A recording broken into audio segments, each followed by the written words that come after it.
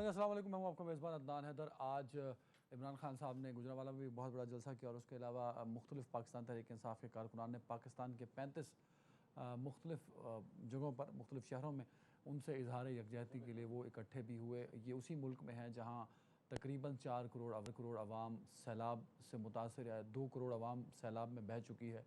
तकरीबन अराउंड 1500 के करीब जो लोग हैं वो सैलाब की वजह से इस जहान फ़ानी से कूच कर गए हैं। सिर्फ सिंध के अंदर 2 लाख से ज़ायद ख़वातीन ऐसी हैं जिनको जिनके जिन जो जो कि फ़ेस कर रही हैं अपने जो मैटरनिटी इशू हैं और उनकी डिलीवरी भी इन्हीं दिनों में। और ये जो नंबर है हामला ख़वातीन का, ये पूरे पाकिस्तान में 4 लाख को क्रॉस करता हुआ दिखाई दे रहा है। तकरीबन 50 लाख बच्चे ऐसे हैं जिनकी उम्र 5 साल से कम है।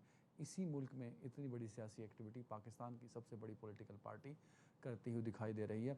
और सिर्फ इमरान खान साहब नहीं, हमने देखा कि गुज़श्ता कुछ दिनों में पाकिस्तान मुस्लिम लीग नून की जानिब से भी बड़े जलसे देखने में आए। तो मुल्क में सियासी जो अफरा तफरी चल रही है और सियासी एक्टिविटीज़ हैं, ये क्यों मुअत्तल नहीं हो सकती जबकि तकरीबन 60% पाकिस्तान पानी में डूबा हुआ है। तो ये एक बहुत बड़ा सवालिया निशान है, इस पर भी हम बात करेंगे। साथ ही पाकिस्तान को एक मोहतात अंदाजे के मुताबिक अभी तक जो एस्टीमेट लगाया गया है वो $15 अरब का नुकसान इस सैलाब की वजह से पाकिस्तान को है। मुख्तलिफ डोनर एजेंसीज़ और मुख्तलिफ ममालिक पाकिस्तान की भरपूर इमदाद करते नज़र आ रहे हैं ताकि पाकिस्तान उन लोगों को जो सैलाब से मुतासर हुए उनको रिलीफ दे सके और जो तबाह हुए इलाके उनको दोबारा से एक ज़िंदगी की तरफ लौटा भी सके। इस वक्त अक़वाम मुत्तहिदा के सेक्रेटरी जनरल अंतोनियो गुतरेस भी पाकिस्तान में मौजूद हैं और आज वो prime minister of Pakistan Shahbaz Sharif साहब के साथ सिंध के मुख्तलिफ इलाकों का दौरा किया, बलूचिस्तान के मुख्तलिफ इलाकों का वो दौरा किया, लोगों से इंटरेक्ट भी किया और उन्होंने प्रेस से बात करते हुए, मीडिया से बात करते हुए इस बात का ऐलान किया है कि पाकिस्तान में जो हालिया सैलाब की तबाहकारियाँ हैं ये क्लाइमेट चेंज की वजह से, और दुनिया में क्लाइमेट चेंज जो है उसकी बड़ी वजह फोसिल ऑयल का इस्तेमाल है, एनर्जी का इस्तेमाल है, जो कि दुनिया के बड़े ममालिक इंडस्ट्रियलिस्ट कंट्रीज़ करते हैं और उसका ख़मियाज़ा जो है वो डेवलपिंग कंट्रीज़ को भुगतना पड़ता है। अब देखना यह है कि $15 अरब का जो नुकसान पाकिस्तान को अब तक है, जो कि बढ़ सकता है, जो कि 20 और 25 अरब डॉलर तक जा सकता है, इस नुकसान को दुनिया भर के ममालिक जो हैं और डोनर एजेंसीज़ वो किस तरह कंपनसेट करेंगे। जहाँ आए रोज़ हम आपको टीवी स्क्रीन्स पर, सोशल मीडिया पर और अखबारात में मुख्तलिफ ममालिक और मुख्तलिफ डोनर एजेंसीज़ के मिलियंस में इमदाद बताते हैं उन लोगों के लिए जो सैलाब में डूबे हुए हैं। वहीं अफसोस के साथ मैं आपको रिपोर्ट करता चलूँ कि तकरीबन 80% लोग जो हैं वो आज भी रिलीफ के मुंतज़िर हैं। वो जो मिलियंस में इमदाद आ रही है वो उन तक नहीं पहुँच रही। क्यों नहीं पहुँच रही, ये भी आज का एक बड़ा सवाल होगा। इस पर बात करने के लिए मुझे ज्वाइन किया है पाकिस्तान तहरीक इंसाफ रहनुमा जनाब फिरदौस शमीम नकवी साहब ने। नकवी साहब, बहुत शुक्रिया वक्त देने के लिए। पाकिस्तान पीपल्स पार्टी से सीनियर रहनुमा तैमूर तालपुर साहब हमारे साथ होंगे, ज्वाइन कर चुके हैं। तो तैमूर साहब, आपका भी बहुत शुक्रिया। पाकिस्तान मुस्लिम लीग नून से सीनियर रहनुमा बैरिस्टर दानियाल चौधरी साहब ज्वाइन कर चुके हैं। बैरिस्टर साहब, बहुत शुक्रिया वक्त देने के। अच्छा, कादर मंदो खेल साहब हैं पाकिस्तान पीपल्स पार्टी से हमारे साथ। मैं फिरदौस शमीम नकवी साहब आपकी जानिब आना चाहूँगा, अगर सिंध से शुरू करना चाहता हूँ। आप अपोजिशन लीडर रहे सिंध के भी और अभी भी सिंध में अपोजिशन पार्टी को रिप्रेजेंट करते हैं आप। सिंध से जो रिपोर्ट्स आ रही हैं क्या वो इतनी ही हौलनाक हैं? क्योंकि दूसरी जानब ये जवाब भी पेश किया जाता है कि सैलाब इतना हौलनाक था कि उसने केपी के, साउथ पंजाब, बलूचिस्तान, जहाँ जहाँ वो गया है वो तबाही मचाता गया है। ना एडमिनिस्ट्रेशन उसको संभाल सकी है, ना इंफ्रास्ट्रक्चर उसको संभाल सका है, ना ही लोगों की काविशें उस नुकसान को कम कर सकी हैं। सर जी देखिए, जो मुझे नजर आता है कि जो सूबा इस वक्त सबसे ज्यादा इफेक्टेड है वो सूबा सिंध है और उसकी वजूहत बेतहाशा है। एक तो हमारे सूबे ने शायद कोई प्लानिंग ही नहीं 2010 के सैलाब के बाद के इन सैलाब आइंदा अगर आएंगे तो इन सैलाबों से कैसे डील किया जाए। नेशनल कॉम हमने डैम्स कम बनाए, वो आया है, ये बार बार हम कहते रहे अपने 3.5 साल दौर में। लेकिन 2010 के सैलाब के बाद सिंध में कोई और बड़ी लेक नहीं बनी मंछर के बराबर। ये तो पानी है, ये सोना है, ये पानी समंदर में नहीं जाना चाहिए, जमा होना चाहिए। चाहे आप लेक्स में जमा करें, चाहे आप डैम्स में जमा करें, इस पानी को जाया नहीं होता। और इस पानी को मैनेज करने के लिए बंद बनाएगा। दुनिया भर ने फ्लड को डील करना आ गया। हॉलैंड जैसे मुल्क ने जिसकी सतह जो है वो समुद्र से भी 5 फुट नीचे है, सतह समुद्र से, जी वहां भी समुद्र का पानी मुल्क में नहीं आता, इसे तो उन्होंने डाइक्स बनाए। ये अब तक सारी दुनिया ये कहेगी कि जी सैलाब, बांग्लादेश जब मशरकी पाकिस्तान था तो वहां भी सैलाब हर साल आते, उन्हीं ने भी हल्के हल्के अपने सैलाब के मामला को दुरुस्त कर दिया। अभी भी आते लेकिन उसकी ये फ्रीक्वेंसी नहीं। सिंध के अंदर कादिर मंदोखेल साहब मौजूद हैं। 2010 के अंदर सैलाब जदगान को डील करने के लिए, उनके मेडिकल इशू डील करने के लिए, और जनरली इन्होंने 40 pre fabricated trauma centres order किए। इस वक्त 10 ऑपरेशनल ट्रॉमा सेंटर, और प्री फैब्रिकेटेड क्यों ऑर्डर किए थे कि वो 6 महीने में ऑपरेशनल हो, नहीं हुए। जी सिंध के अंदर जहाँ कंस्ट्रक्शन हुई है, वहां रोड कंस्ट्रक्शन हुई है, वहां बहुत बड़ा मसला ये पैदा हो गया कि बारिश का पानी अगर जमा हो गया तो उसकी निकासी का निजाम नहीं, वो जो सड़कें हैं वो बंद गई। और ये अभी नहीं हुआ, ये 2020 की बारिशों में भी यही मसला आया कि millions of acres could not be drained. There is no planning. फुकदान है, लगता है पाकिस्तान में इंजीनियर्स हैं ही नहीं। बिल्कुल ठीक है, प्लानिंग का फुकदान है, मुझे बिल्कुल सही नहीं आती। पाकिस्तान के लोग लगता है जाहिल हैं ये कि वो एक दफा मसला आता है उस मसले का हल नहीं ये ढूंढ बड़ा सकते। इंपॉर्टेंट पॉइंट है। फिर मैं इस पर रिस्पॉन्स ले लूं। ये कोई सियासी जमात के लिए या एक दूसरे पे कीचड़ उछालने की बात नहीं हो रही। This is a collective failure of a nation. अच्छा बिल्कुल सही, कादिर मंदोखेल साहब, ये बड़ा इंपॉर्टेंट पॉइंट है जो नकवी साहब ने उठाया है। जब 2010 का सैलाब आया था, अगर मैं गलत नहीं हूं, तब भी आपकी हुकूमत थी सिंध में। आज 12 साल बाद दोबारा से सैलाब आया है, उसी डायनामिक्स में है सिंध के अंदर, उन्हीं एरियाज में वही लोग, वही एरियाज, वही ज़मीनें मुतासर हुई हैं। तो 12 साल आपकी हुकूमत रही, तो आपने इतने बड़े डिजास्टर के लिए क्या प्लानिंग की कि अगर दोबारा से आता तो इतनी तबाही ना होती जो कि अपने आप को तारीख दोहरा रही है 2010 वाली सर। और ये भी बताता चलूं कि 2010 से सिंध के अंदर उसकी शिद्दत कम है, नुकसान ज्यादा है सर। कादिर साहब देखिए, पहली बात तो ये कि रियलिटी भी बात कर ले और थोड़ा सा ये भी समझ ले कि कुदरती आफत क्या होता है, आसमान के पानी को कैसे रोका जाता है। इस मर्तबा रूटीन की बारिश से 784% पानी बारिश ज्यादा हुई है, यानी 7.8 गुना ज्यादा इस मरतबा बारिश हुई। नंबर एक बात। नंबर दो बात ये कि बलूचिस्तान जहाँ पहाड़ी इलाका भी है, सहरा भी है, वहाँ 21 डैम बनाए गए, 21 जो है ना वो डैम टूट गए क्योंकि रूटीन ज्यादा पानी है। उसके बाद अगर सिंध की आप डायनेमिक समझ ले, या अगर नकवी साहब भी अंदरूनी सिंध का दौरा किया हो, तो वहाँ एक प्लेन टेबल टाइप की जमीन है। उस प्लेन टेबल टाइप की जमीन पे आप न तो डैम बना सकते हो, ना ऐसा कोई सिस्टम बना सकते हो कि अगर 7.8 गुना ज्यादा बारिश आ जाए उसको रोका क्या सके। मंचर झील आपके सामने बना होता, वो भी ओवरफ्लो हो गया, वो भी टूट गया, उससे भी कट लगाने पड़े और काफी ब्यात उसे बह गए।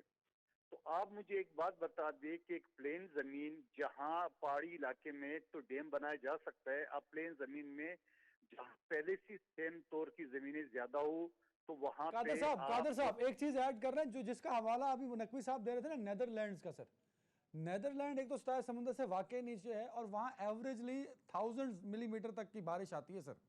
तो आप तो 784 पे कह रहे हैं कि नकवी साहब कुछ कह रहे हैं, जल्दी से। आपका सब्जेक्ट नहीं है, मेरा सब्जेक्ट है। इस चीज को डील करने के लिए डाइक्स या बंद बनाए जाते हैं, डाइक्स या बंद। सर वो जवाब दे रहे हैं नकवी साहब, मैं वो होता है। और आपने इसके लिए पुराने जमाने में कच्चे का इलाका रखा हुआ था, कच्चे के इलाके में आबादी किसने करने थी? नकवी साहब ले रहा हूँ, रिस्पॉन्स ले रहे हैं कादिर साहब। जी कादिर साहब, बैठे हैं आप पाकिस्तान में जहाँ कर्जे तले डूबा, हाँ जुडिशी में हम 140 में से 128 नंबर पे, जहाँ हम IMF के ऊपर गुजारा कर रहे, IMF नहीं होते तो हम वैसे डूब जाते। वह हम मुकाबला आप करे हो नीदरलैंड के साथ। मैंने भी ये देखा हुआ, मैंने भी देखा है सब कुछ, ठीक है। तो थोड़ा सा अपनी औकात के अंदर बैठ के उसकी प्लानिंग कर ले, न कि हम अमेरिका और नीदरलैंड की बातें करें। नंबर एक बात।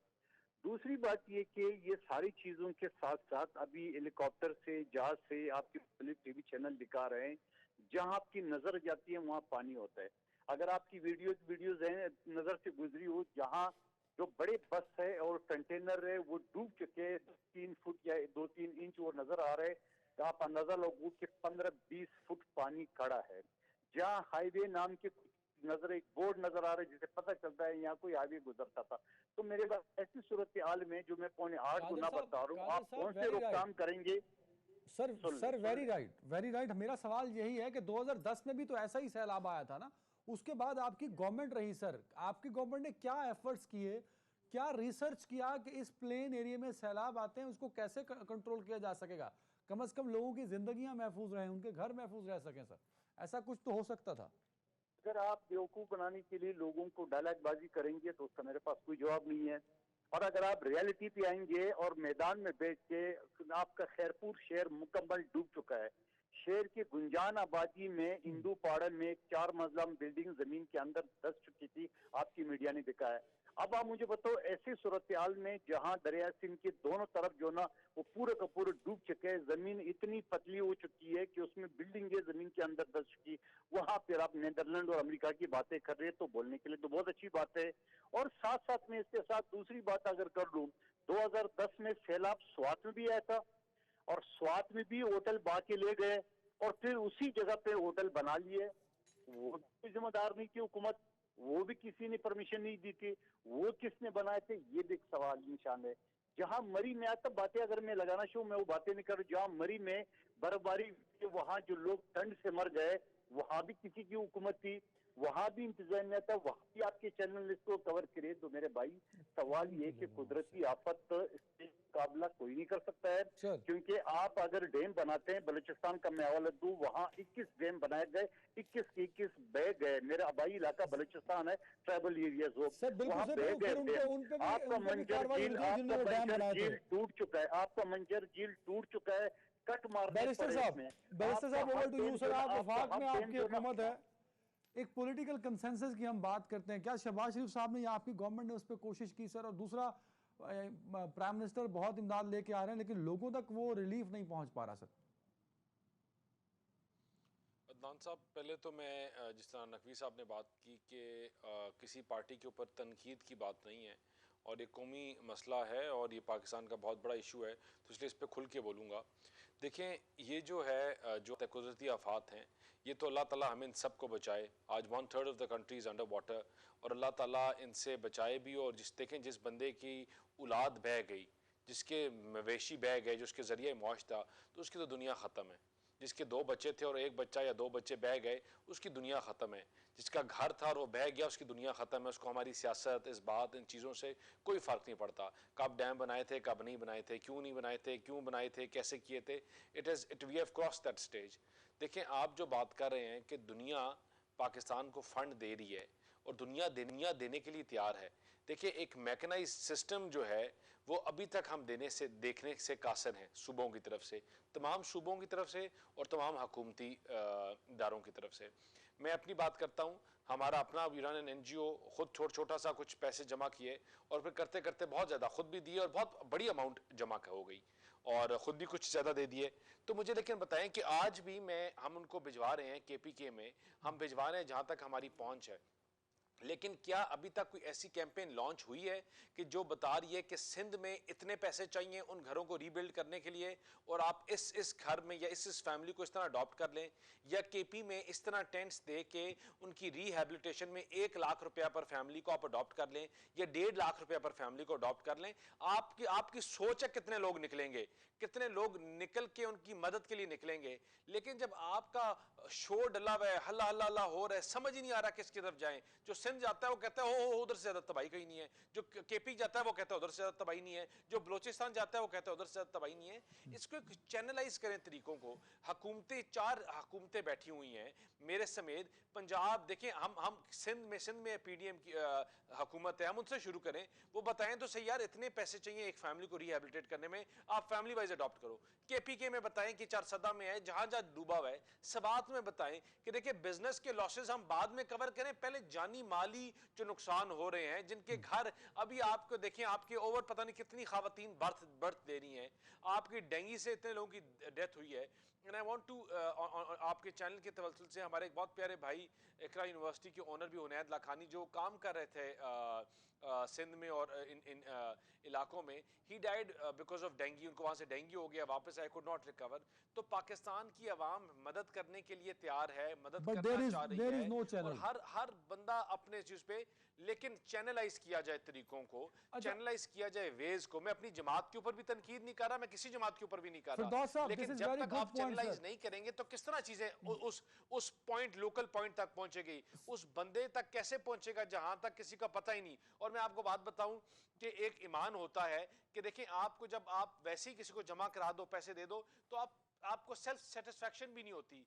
जहां सेल्फ सेटिस्फैक्शन होती है जब आपको पता हो कि आपके पैसों से 4 पैसे आप ज्यादा दे रहे हो लेकिन किसी बंदे का भला हो रहा है, उससे आई थिंक कि अगर चैनलाइज करें तो बहुत बेहतर हो जाएगा। तमाम हुकूमतें सबको ऑन बोर्ड लेके अपने जलसे, अपने जुलूस डिफर कर दें।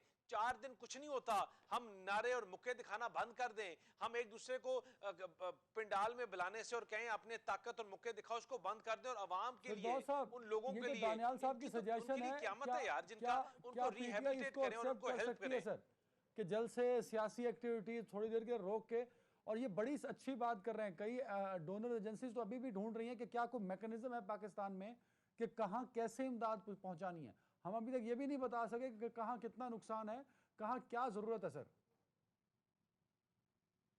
फिरदौस साहब की आवाज तो दे दो। ऐसा प्रपोजल मैंने सुना ही नहीं है, इससे अहम खाना प्रपोजल मैंने सुना ही नहीं है, इसलिए कि आप पिल्ले को दूध की रखवाली के लिए बिठाए। हमारे लिहाज से तो ये है। नहीं फिरदौस साहब, अगर आपको ये अच्छा नहीं लगा प्रपोजल तो आप अपना दे दें कम से कम। बात मुकम्मल। सर आज मेरा सबसे बड़ा रोना ये है कि मेरा मुल्क, मेरी कौम जिन हालात से गुजर रही है उसमें इसके हुक्मरान जिम्मेदार है। जिसने जितने अरसे ज्यादा हुक्मरानी की, चाहे उसमें मेरी जमात शामिल हो, उतनी बड़ी उसकी जिम्मेदारी। जैसे जब तक हुक्मरान दुरुस्त नहीं होंगे, इस मुल्क की इस वक्त 30% आबादी सैलाब ज़दा है और 100% आबादी महंगाई ज़दा है। इस मुल्क के अंदर 30% आबादी जो है वो सैलाब ज़दा है और 70% आबादी लोड शेडिंग ज़दा है। इस मुल्क के अंदर बेतहाशा बेरोजगारी बढ़ रही। इस मुल्क के अंदर there is a crisis of huge proportion, जिसका ताल्लुक मैन मेड क्राइसिस से भी है। ये तो आप कह रहे हैं ना कि ये आफत जो है, मैं अपने भाई कादिर मंदोखिल साहब और दानियाल से, दोनों से कहता हूँ कि कौमें अपने इन मसाइल को जो कि वेदर रिलेटेड है, स्पेशली सैलाब, इस पे काबू पाया है कि नहीं पाया? क्या फ्लैटलैंड वालों ने नहीं काबू पाया? इसे के बंद बनाने से कौन रोक रहा है? दिखाए ना खुर्शीद शाह की जमीनों पे कितना पानी आया है, 70 से ऊपर है। दिखाए फरियाल ताजपुर और आसिफ अली जरदारी की जमीनों को बचाने के लिए क्या कुछ किया गया। बताए कि हसन जरदारी ने ठट्टा और सुजावल में क्या किया है। वो जो किसानों के वीडियो मैसेजेस चल रहे हैं कि हमारी जमीनों को मंचर में क्यों कट लगाया गया, वो मैं तो नहीं कह रहा, वो तो वहां के अवाम कह रहे हैं। ये बात भी अपनी जगह दुरुस्त है।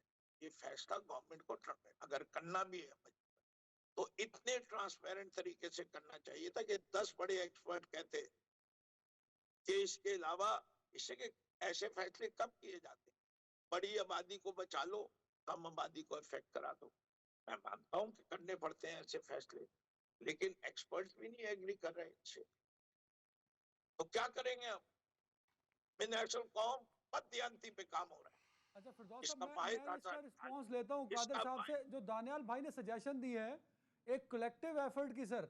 इलेक्शन, ये हर इलेक्शन से भाग रहे हैं, ये लोकल बॉडीज के इलेक्शन से भाग रहे हैं। भाई कराची के अंदर क्यों नहीं लाते लोकल बॉडी? अब तो बारिशें खत्म हो गई, अब कहते हैं स्कूलों के अंदर जो है सैलाब जदगान बैठे हुए कराची के अंदर भी। अरे पहले 2 साल कोविड से उनकी तालीम इफेक्ट हुई, क्या हम टेंट विलेजेस नहीं बना सकते कराचानी इलाकों में कि बच्चों की तालीम इफेक्ट ना हो, पूरे सिंध के बच्चों की तालीम इफेक्ट ना हो? क्या हम कितने अरसे करेंगे अपने बच्चों को घरों में बिठा के तालीम? और यहाँ तो कोई निजाम भी नहीं है, घर पे रेडियो एजुकेशन नहीं है, टीवी एजुकेशन नहीं है, कोई क्लासेस नहीं हो रही। क्या आप अपनी अगली नस्ल को जाहिल रखेंगे? फिरदौस साहब, इस कोई सब के लिए प्लान है जरूरी है हमारे पास कलेक्टिव किसी एफर्ट सर, जो कि नहीं हो पा इमरजेंसी रही। डील ये करने के लिए? लीडरशिप का काम है सर, हुक्मरानों से हट के मेरे ख्याल में। एक ब्रेक है और ब्रेक के बाद ये सिंध में जो ज़मीनें डूबी हैं उस पर जो सोशल मीडिया पर जो बात फिरदौस साहब कर रहे हैं उसमें कितनी हकीकत है, एक ब्रेक के बाद।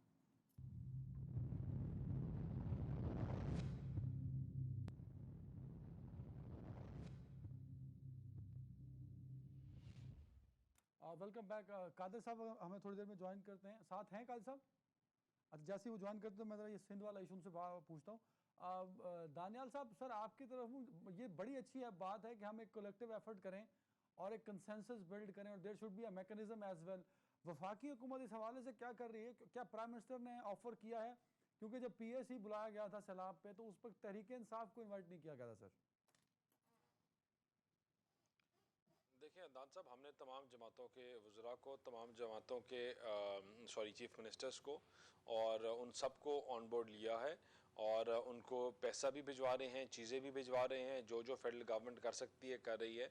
लेकिन मेरे ख्याल से यहाँ जो चीज़ें हैं कि जब आप घर में आपके आफत आई हो, जब आपका मुल्क इस तरह डूब रहा हो तो बुलाने की ज़रूरत नहीं होती। You should raise your voice yourself, और आप खुद आगे आके आना चाहिए। यहाँ जो PTI के वज़रा हैं वो तो इंटरनेशनल कम्युनिटी के सामने पिछले जब फ्लड्स पूरा मुल्क डूबा हुआ था तो कहते हैं कि पाकिस्तान की मदद ना करें। उनके फाइनेंस मिनिस्टर की आपने बात सुनी कि इमरान खान के कहने पे वो क्या स्टेटमेंट्स दे रहे थे कि आप पाकिस्तान को IMF की हम कोई चीज़ों पे नहीं करेंगे और IMF के जो पैसे आ रहे हैं उनको आप डिफ़र करें, ना दें, हम अकाउंटेबल नहीं होंगे। मतलब उनसे आप क्या तवक्को कर सकते हैं कि जिनकी अना, जिनकी ईगो, जिनकी सियासत इस मुल्क से बालातर है, जिनकी ना ईगो उन मरते हुए बच्चों से बालातर है, जो बेचारे जो देख रहे हैं कोई हाथ आएगा उनकी मदद करने, जो देख रहे हैं कि उनकी ज़िंदगी को बचाने के लिए गवर्नमेंट आगे आएगी।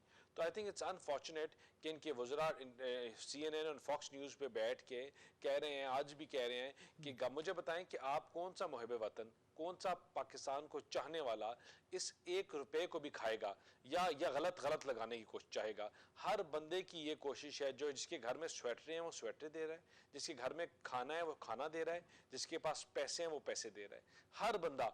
और क्या, और आप इंटरनेशनल मीडिया के सामने बैठ के कह रहे हैं कि वो पैसों में करप्शन हो रही है, वो पैसे गलत खाए जा रहे हैं। आपके पास, आप किस तरह इस तरह की बातें कर सकते हैं अपने मुल्क में? आपकी एक स्टेटमेंट से, आज आपकी एक झूठी स्टेटमेंट से, जो जिस पता नहीं किसके कहने पे दी, आपकी पाकिस्तान जो की सबसे बड़ी एयरलाइंस आज बैठ गई है पे, ये दुनिया में कहीं नहीं उड़ रही। इंग्लैंड, अमेरिका हर जगह से बैन कर दी है। आपने अपने मुल्क के पायलट्स को बैन कर दी है। आपकी एक स्टेटमेंट से पूरी एक इंडस्ट्री तबाह आपने कर दी।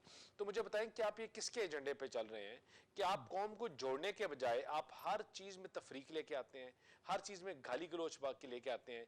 जब इदारे आपके मुल्क की हिफाजत, इनको सिक्योरिटी और उसको प्रोटेक्ट कर रहे हैं तो आप उनको, उनके ऊपर तनकीद, एक्स और वाई, और आप सियासत में उनको घसीट रहे हैं। आई थिंक सियासत और हर चीज़ का एक टाइम होता है। ये टाइम है इस मुल्क को रिहेबिलिटेट करने का, ये टाइम है इस मुल्क को दोबारा बनाने का, इस कौम को जोड़ने का, इस कौम के जो मुहिब्बे वतन लोग हैं उनको इकट्ठा एक रुख में लेके जाने का, बिल्कुल शायद वो सही। किसी जमात से ताल्लुक रखते हैं, किसी फिरके से ताल्लुक रखते हैं, किसी रिलीजन से ताल्लुक रखते हैं। It is time to get together for the nation, Firdous for the साहब, कंट्री। और ये मुल्क है तो हम हैं, ये मुल्क है तो हमारी सियासत है। सर दानियाल साहब अभी तक नून अगर लीग ये को हम रिप्रेजेंट इसको भी समझ करते नहीं हैं, सकते और तो I think we don't even deserve to be in Daniyal साहब की पॉलिटिक्स। बात नून लीग की लीडरशिप के सामने एक वक्तफुल बात मानी जाती है सर। तो ये समझें कि गवर्नमेंट की तरफ से एक अच्छी ऑफर है आपको कि आप बैठ के 4 करोड़ लोगों के रिलीफ और रिहेबिलिटेशन पर काम करें, बजाय इसके कि जो बीबीसी और CNN और फॉक्स न्यूज़ पे इंटरव्यूज दिए जाते हैं और जो तनकीद और सियासत चल रही है, कुछ अर्से के लिए वो रोक देनी चाहिए। अदनान साहब, इस बात में वजन है। अदनान साहब जितना वजन है कि 12 रुपए पे निकले थे ये, कि 12 रुपए पेट्रोल की कीमत है, बड़ी थी। खुद कितनी बढ़ा दी, ये है इनकी काबिलियत। इस मुल्क के तबाह करने वाले ये है। 17 बिलियन थे खजाने में डॉलर, आज 9 बिलियन से कम है। ये काबिल लोग हैं। इन्हीं ने इस मुल्क को चाइना क्यों नहीं बनाया? तब से हुकूमत कर रहा है शहबाज शरीफ, नवाज शरीफ, वो मुराद अली शाह और अब कायम अली शाह। कराची जो रोशनियों का शहर था, खंडर बना दिया। यहाँ कूड़े करकट का ढेर बना दिया। बारिश की सिम बात करते हैं आप लोग मुझसे, कटर उबलते हैं। एक कतरा पानी बगैर ट्रीटमेंट के पूरा समंदर में डाल दिया जाता है। ये आज रो रहा हूं, ये मैं हर दफा आपके प्रोग्राम में रोता हूं। इस शहर के अंदर 84 ग्रीन लाइन की बसें और 20 बसें रेड लाइन की आई हैं। 22,000 बसों से घट के 4,000 पे आ गया। इनको आप चाहते हैं कि हुकूमत फिरे? सर आप यहाँ फिरदौस भाई आप बिल्कुल सही कह रहे हैं। जो दानियाल चौधरी साहब फरमा रहे हैं वो बात उनकी है कि अभी जो हम सैलाब मुतासरीन की बात करें, हमारा फोकस वो होना चाहिए। तर्ज है हुक्मरानी की, ये इनके एटीट्यूड्स की। हज में कितने लोगों को भर के जहाज में लेके जा रहे थे, कौमी खजाने से ये सलूक किया जाता है। कनाडा में राजा परवेज अशरफ अपने खानदानों को ले जाके जो है 5 स्टार होटल में ठहरे। 55 लोग कतर लेके गए। ये कौमी खजाने के साथ सलूक किया जाता है। अपनी हर बीवी के घर को सरकारी रेजिडेंस डिक्लेयर कर दिया। ये सलूक किया जाता है कौमी खजाने के साथ। 58 करोड़ रुपए की दीवारें बनवा देते हैं। ये है वो सलूक। एवनफील्ड अपार्टमेंट्स, ना बाप मानता है, ना बेटा मानता है, ना बेटी मानती, और फिर निकलते उन्हीं के नाम है। हर दफा जब इनसे सवाल पूछा जाता है तो कतरी खत होता है इनके पास हर चीज का जवाब। आप ऐसे लोगों ये को देखिए ना, चाहते हैं क्या? बात मुल्क कहाँ है, कहाँ से लेके जाते हैं। इसी इनकी नाकामी नाअहली, इन बातों की वजह से तो ये हाल हो गया है। सवाए यही फजूल हाल बातें इन्हीं ने करने के, इनके बाद टॉपिक क्या है, बातें कहाँ से कर रहे हैं। फिर अच्छा बढ़ाने के अपनी मुद्दत दा- ये 28 किलोमीटर का prime minister not Daniyal acceptable. Firdaus साहब, दानियाल साहब 28 किलोमीटर ये प्राइम मिनिस्टर है। ना इसकी केपी में हुकूमत, ना इसकी पंजाब में हुकूमत, ना इसकी सिंध में कोई सुनता है, ना इसकी बलोचिस्तान में सुनता है। सर अगर he is the prime minister of Pakistan ना सर, उससे तो डिनाई नहीं कर यार सकता। इनकी सुनता है ना अदनान भाई, इनकी सुनता है ना तो उनसे कहीं ये काम करें। ये इनकी आवाम है ना, इनके बच्चे हैं। मुझे बात बताएं कि तफरीक है वो केपी का बच्चा है या पंजाब का बच्चा है? तफरीक है वो सिंध का बच्चा है या वो पंजाब का बच्चा है? वो बच्चा मर रहा है यार। You need to come out. इन लोगों की इसी बकवास की, आई एम सॉरी, इन लोगों की इसी हरकतें और इन्हीं बातों की वजह से हम लोग का ये हाल हो गया। 4 साल अपने मुल्क को अच्छा, गंदा पूरी दुनिया के सामने फिरदौस कहते रहे, साहब, तबाह कर दिया, दानियाल लेकिन साहब, अभी भी इनको शर्म नहीं आती। दानियाल और यही यही यार यही किसी स्टोरी एक और की आवाज दे दो, यही मुझे बातें दोनों करते की जा समझ रहे नहीं आ हैं। रही। फिरदौस साहब, अपनी अनपॉपुलैरिटी को सैलाब के बहाने नहीं बचाओ। You are a non popular ruler. अगर आपको लगता है कि इमरान खान ने इतना बुरा परफॉर्मेंस है, आपको फौरन इलेक्शन कराने चाहिए। अगर हम इतने जालिम लोग हैं तो आपको फौरन इंतखाब कराने चाहिए। आप इंतखाबात से क्यों भागते हैं? अच्छा एक ब्रेक ले लेते हैं। फिरदौस साहब, एक ब्रेक में जा रहा हूँ क्योंकि बात हम फोकस सैलाब पे कर रहे हैं। पॉलिटिकल एक्टिविटीज नहीं होनी चाहिए, रिहेबिलिटेशन और रिलीफ पे बात होनी चाहिए। एक ब्रेक।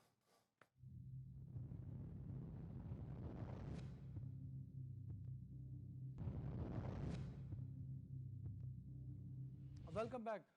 दानियाल चौधरी साहब, ये तो सियासी इख्तलाफात तो हर तरफ होते हैं मेरे ख्याल में। अच्छा दानियाल साहब चले गए। दानियाल साहब शायद हमारे साथ नहीं है, उनका बहुत शुक्रिया। अच्छा फिरदौस साहब, बात क्योंकि अब हम आवाम की रिहेबिलिटेशन और रिलीफ की कर रहे हैं और दूसरी तरफ इमरान खान साहब के जलसे और प्लान फेज 2 की तरफ जा रहा है, उनका हकीकी मार्च। हम आवाम चाहती है कि उधर फोकस सैलाब पर हो जाता पाकिस्तान तहरीक इंसाफ का, तो वो ज़्यादा अच्छा होना था।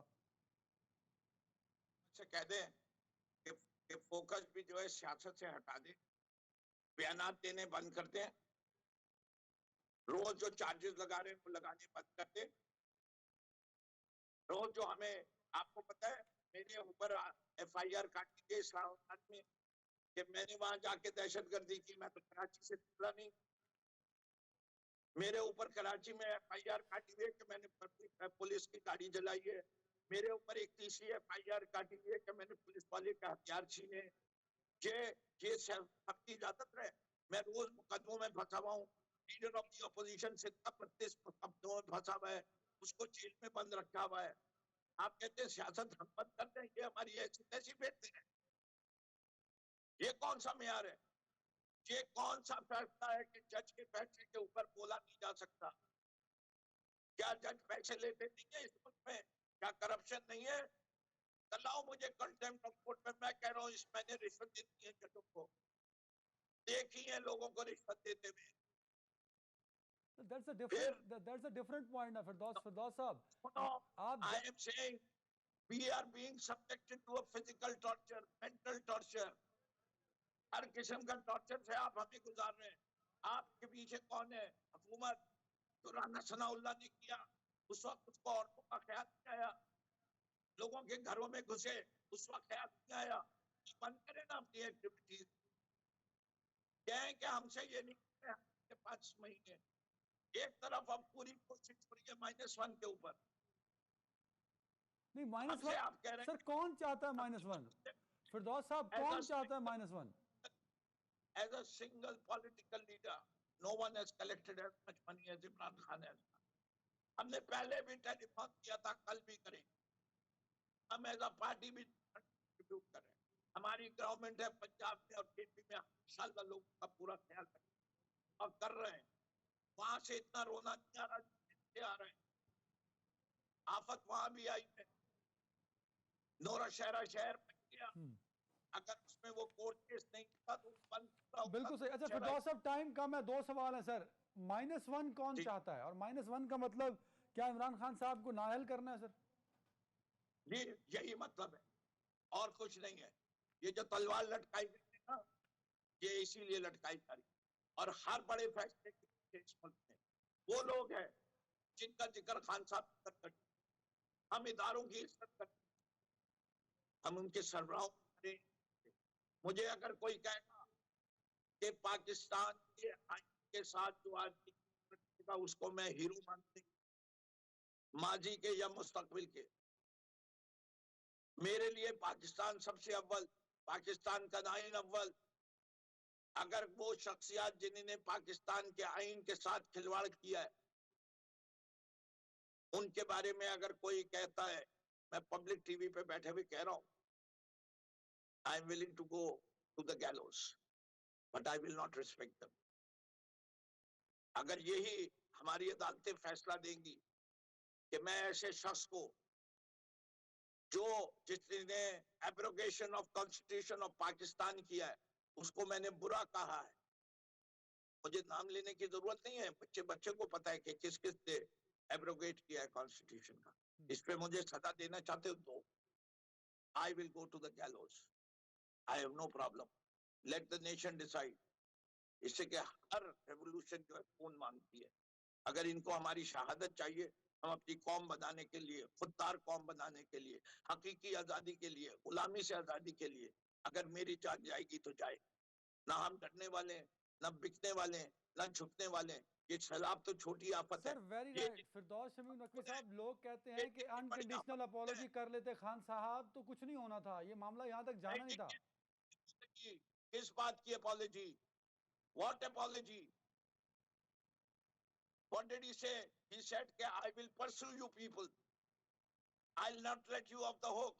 I will use all legal means at my disposal to expose you. Do I not have a right as a citizen? I am a leader of the public.